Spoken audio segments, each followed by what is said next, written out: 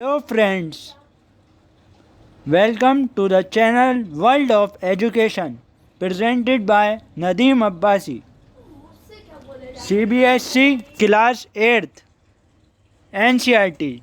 Let's continue the science subject chapter, the new chapter which is cell structure and functions. अब हम इस chapter में जानेंगे cell के बारे में, उसका स्ट्रक्चर कैसा होता है और उसके क्या क्या फंक्शन होते हैं. You have already learn that things around us are either living और नॉन लिविंग. आपने ये पहले ही याद कर लिया है. जो हमारे पास चीज़ें होती हैं या तो फिर वो लिविंग होती हैं या फिर नॉन लिविंग होती हैं, यह आप पहले पढ़ चुके हैं. फर्दर यू में recall that all living organisms carry out certain basic function. Further आप याद कर सकते हैं जो जितने भी लिविंग ऑर्गेनिज्म होते हैं वो कुछ ना कुछ बेसिक फंक्शन करते हैं. Can you list this function? क्या आप इसकी लिस्ट बना सकते हैं? Different sets of organs perform the various function you have listed. अलग अलग सेट्स ऑर्गन के अलग अलग फंक्शन करते हैं, अलग अलग काम करते हैं जिसकी आपने लिस्ट बनाई है, जिसकी आप लिस्ट बनाएंगे. In this chapter you shall learn about the basic structure unit of an organ. इस चैप्टर में पढ़ेंगे आप जो बेसिक स्ट्रक्चर यूनिट होती है ऑर्गन की, विच इज़ द सेल, जिसको हम क्या कहते हैं? सेल. सेल में be compare to bricks. Cell को हम कंपेयर कर सकते हैं ब्रिक्स से. ब्रिक्स यानी ईंटों से. उसे एक तरह से सेल को हम ईंटों की तरह मान सकते हैं. Bricks are assembled to make a building. Brick को हम इस रखते हैं जिससे हम बिल्डिंग बनाते हैं. हम ईंटों से ही बड़े बड़े घर बनाते हैं, बिल्डिंग बनाते हैं. Similarly cells are assembled to make the body of every organism. इसी तरीके से सेल जो है वो बनाती है ऑर्गेनिज्म, बॉडी ऑफ ऑर्गेनिज्म. जैसे हम हैं तो हम किसके बने हुए हैं? सेल के. जैसे एनिमल हुए तो वो किसके बने हुए हैं? सेल के. प्लांट हुए वो किसके बने हुए हैं? वो है सेल के. ये सब क्या होगा? Living organism. इनकी बॉडी किस चीज़ की बनी हुई है? सेल की. तो डिस्कवरी ऑफ द सेल, सबसे पहले आ जाते हैं फर्स्ट पॉइंट पर कि सेल की खोज किसने करी? Robert Hooke in 1665 observe slices of cork under a simple magnifying device. Robert Hooke ने देखा 1665 में कुछ स्लाइस कॉर्क के सिंपल मैग्नीफाइंग डिवाइस में. Cork is a part of the bark of a tree.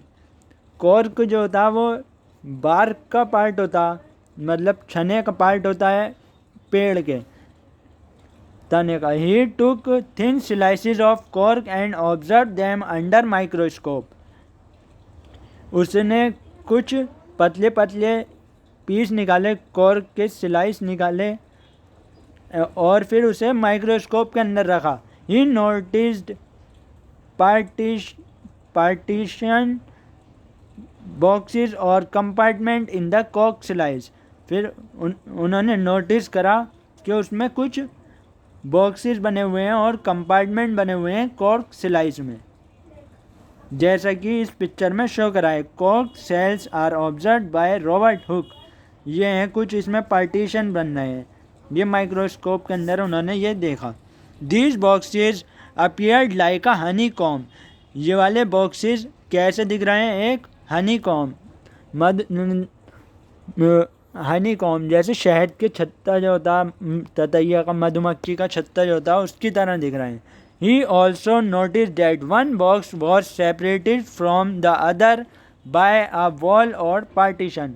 उन्होंने ये देखा जो एक डिब्बा है वो दूसरे डिब्बे से अलग है. कैसे? एक वॉल के ज़रिए, एक दीवार के ज़रिए, या फिर एक पार्टीशन है दोनों के बीच में. Hooke coined the term cell for each box. हुक ने इसे क्या नाम दे दिया? सेल. हर कोई से डिब्बा जैसा जो दिख रहा था. What Hooke observed as boxes or cells in the cork were actually dead cells. जो हुक ने देखा था उसमें बॉक्सेस या फिर सेल कह दिया गया था जो कॉर्क का, तो वो क्या था, एक मरी हुई cells, were actually dead cells. Cells of living organism could be observed only after the discovery of improved microscopes. जो लिविंग ऑर्गेनिज्म के अंदर सेल को देखा गया वो जब ही देखा गया जब डिस्कवरी करी गई माइक्रोस्कोप की, जब इम्प्रूव करा गया, उसकी पावर बढ़ाई गई, तो जब तभी उसे सेल्स को देखा गया.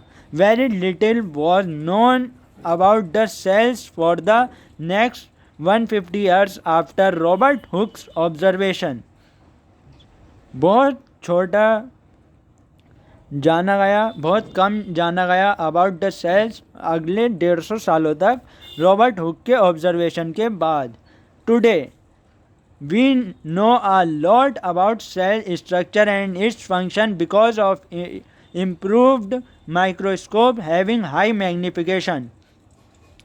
आजकल जो हम बहुत कुछ जानते हैं सेल के बारे में, उसके स्ट्रक्चर के बारे में और उसके फंक्शन के बारे में, क्योंकि हमारे पास जो है माइक्रोस्कोप बहुत इम्प्रूव हो गए हैं, बहुत सुधर गए हैं, बहुत डीपली जो है आप देख सकते हैं हम अंदर तक. बहुत हाई पावर वाले, हाई मैग्निफिकेशन वाले माइक्रोस्कोप मार्केट में अवेलेबल हैं, हैविंग हाई मैग्निफिकेशन. अब आ जाते हैं नेक्स्ट टॉपिक पर, the cell. Both bricks in a building and cell in the living organism are basic structural units. जैसा कि ईंटें होती हैं बिल्डिंग को बनाने के लिए, ऐसे ही सेल होता है किसी भी लिविंग ऑर्गेनिज्म को बनाने के लिए, चाहे वो ह्यूमन हो, आप हो, मैं हूँ, या कोई एनिमल हो या प्लांट हो, या डॉग हो, cat, monkey, anything which is living, और प्लांट हो यानी कोई सा भी पेड़ हो, नीम का, तुलसी, ये सब क्या होते हैं, सेल्स के बने हुए होते हैं. ये आर बेसिक स्ट्रक्चरल यूनिट, और यही होती है बेसिक स्ट्रक्चर यूनिट. इसे इसलिए कहा गया है जैसा कि फिगर 8.2 ए और बी में शो करा गया है, जैसा कि ये शो करा गया है. जैसा ये हो गई ब्रिक से ये बनी है हमारी वॉल, ईंटों से हमारी बनी है ये वॉल. ऐसे ही ऑनियन पील यानी प्याज का कुछ छिलका, ये देख सकते हैं आप, ये सेल वॉल होती हैं. तो इसमें ये पार्टीशन भी होगी, है बिल्कुल वॉल की तरह, बिल्कुल जैसे ईंटों की दीवार आपने देखी होगी, बिल्कुल उसी की तरह आप ऑनियन पील की ये देख सकते हैं. ये सेल हैं बहुत सारी, इससे ही बनी हुई है, brick wall and onion peel. तो द बिल्डिंग्स थ्रू दो built of similar bricks have different design, shape and size. जो ऐसे ही बिल्डिंग के एक जैसे ही ब्रिक्स होते हैं और अलग डिज़ाइन होते हैं, शेप होते हैं, उसका अलग शेप होता है, आकार, और उसका साइज जैसे उसका अलग होता है. Similarly in the living world organism differ from one another but all are made up of cell. इस ऐसे ही जैसे बिल्डिंग में आपने देखा होगा बनी हुई तो सब ईंटों की होती है, मगर अंदर से किसी में कुछ अलग होता है, किसी में कुछ डिज़ाइन अलग होता है, किसी का साइज़ बड़ा होता है, कोई बड़ी बिल्डिंग होती है, कोई छोटी होती है, कोई किसी का शेप अलग होता है, कोई गोल होती है, कोई चौकोर होती है, राउंड, ओवल और रेक्टेंगल, स्क्वायर शेप. तो सच लाइक ऐसे ही लिविंग ऑर्गेनिज्म होते हैं, कोई हर किसी का फेस अलग होता है, हर कोई डिफरेंट थिंकिंग होती है, हर कोई अलग सोचता है. और ऐसे ही प्लांट अलग होते हैं, ह्यूमन अलग होते हैं, एनिमल्स अलग होते हैं, वही डॉग, कैट, इंसेक्ट्स अलग होते हैं. ये सब होते हैं सेल से ही मिलके बने हुए होते हैं. इसी तरीके से इनका डिज़ाइन, शेप, सब चीज़ अलग होती है. Organism differ from one another but all are made up of cell. मगर बने हुए किस चीज़ के होते हैं, सेल के. Cells in the living organism are complex living structure unlike non-living bricks. Cells जो होता है सेल्स इन द लिविंग, ये बहुत ज़्यादा कॉम्प्लेक्स लिविंग स्ट्रक्चर होता है. इसमें बहुत सारी केमिकल रिएक्शंस होती रहती हैं, मगर जो कि नॉन लिविंग ब्रिक्स में ऐसा कुछ नहीं होता. जैसा कि सेल्स के अंदर बहुत सारे प्रोसेसेस चलते रहते हैं, जैसे कि हम ऑक्सीजन लेते रहते हैं हमेशा और हमारी हार्ट बीट चलती रहती है, ऐसे बहुत सारे प्रोसेस होते हैं। ये सब हार्ट हमारा किसका बना हुआ होता है? सेल का बना हुआ होता, और जो लंग्स होते हैं वो भी हमारे सेल के बने हुए होते हैं। तो इसमें और जो हम डाइजेशन करते हैं वो भी हमारा स्टोमक भी सेल्स का बना हुआ होता है। तो सब जगह प्रोसेस चलता रहता है जब तक हम लिविंग रहते हैं। डेड होने के बाद रुक जाता है। A hen's egg can be seen easily. आप मुर्गी का अंडा आसानी से देख सकते हैं। Is it a cell or a group of cell? क्या वो एक सेल है या फिर वो ग्रुप ऑफ सेल है? आपको क्या लगता है? कमेंट बॉक्स में बताएं। या फिर मेरा कमेंट बॉक्स अगर स्विच कमेंट नहीं हो रहा है मेरी वीडियो में, तो आप कम्युनिटी चैनल पर वहाँ पर आसानी से आकर आप कमेंट कर सकते हैं।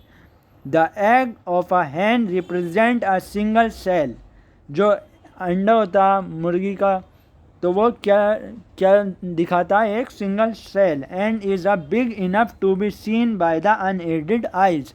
और वो इतना बड़ा होता है कि हम उसे बिना किसी हेल्प से आसानी से देख सकते हैं, यानी बिना किसी माइक्रोस्कोप की हेल्प से हम देख सकते हैं, इतना आसानी से दिख जाता है। अब आते हैं नेक्स्ट टॉपिक पर। Organism show variety in cells, cell number, shape and size. Organism जो होते हैं वो अलग अलग वेराइटी शो करते हैं सेल नंबर में, उसके शेप में। किसी में बहुत ज़्यादा सेल नंबर होता है, किसी में कम होता है, किसी का शेप अलग होता है, किसी का ओवल, राउंड, स्क्वायर जैसा मैंने बताया, और किसी का साइज़ बड़ा होता है। कोई साइज़ किसी का बहुत बड़ा होता है, कोई बहुत छोटा होता है। How do scientist observe and study the living cells? Scientist कैसे स्टडी देखते हैं, कैसे पढ़ते हैं लिविंग सेल्स को? दे यूज़ माइक्रोस्कोप विच मैग्नीफाई ऑब्जेक्ट्स। ये वो यूज़ करते हैं माइक्रोस्कोप का जो मैग्नीफाई करता है, मतलब बड़ा करके दिखाता है किसी भी ऑब्जेक्ट को। स्टेन्स, डाइज, स्टेन्स का मतलब dyes, are used to colour parts of the cell to study the detail structure. हम उसके ऊपर डाई करते हैं, स्टेन करते हैं, जो कि किस काम में आती है? हमारे कलर करने के काम में आती है, हमारे पार्ट्स ऑफ सेल को। अलग अलग सेल को हम स्टेनिंग करके आसानी से देख सकते हैं और उसे आसानी से पढ़ सकते हैं।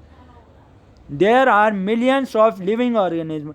हमारे हम अर्थ पर, हमारी दुनिया में बहुत सारे, वर्ल्ड में बहुत सारे लिविंग ऑर्गेनिज्म हैं। लाखों से भी ज़्यादा, कई सौ लाख लिविंग ऑर्गेनिज्म हैं। There are of different shape and size. और उनके अलग अलग शेप हैं और अलग अलग साइज हैं। Their organs also vary in shape, size and number of cells. और उनके जो ऑर्गन होते हैं, जैसा हमारा अलग ऑर्गन हो गया स्किन, और हमारा हो गया किडनी, हार्ट, लंग्स, ये सब अलग अलग ऑर्गन्स हो गए। ऐसे ही इसमें होते हैं इंसेक्ट में, किसी में डिफरेंट साइज़ के, डिफरेंट डिज़ाइन के, डिफरेंट फंक्शंस शो करते हैं सेल, हर किसी के अलग अलग। Let us study about some of them. आइए कुछ के बारे में हम पढ़ते हैं। Number of cells, number of cells के बारे में पढ़ते हैं। Can you guess the number of cells in a tall tree or in a huge animal like the elephant?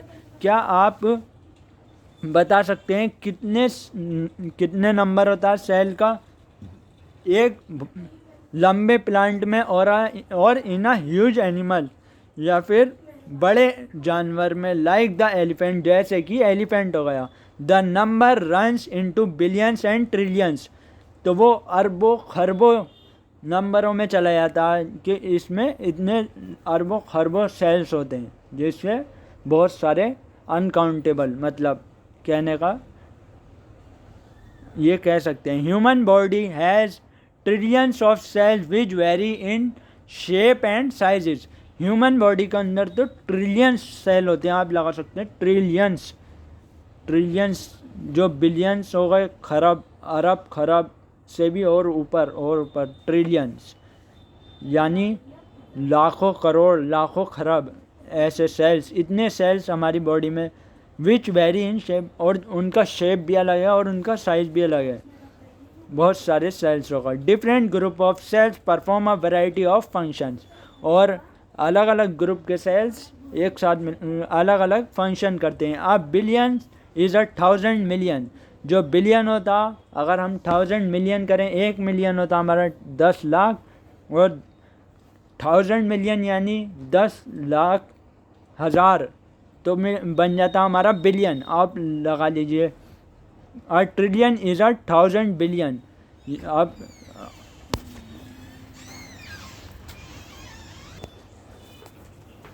Trillion is 1000 billion, और ट्रिलियन जो था वो 1000 बिलियन का बना हुआ था।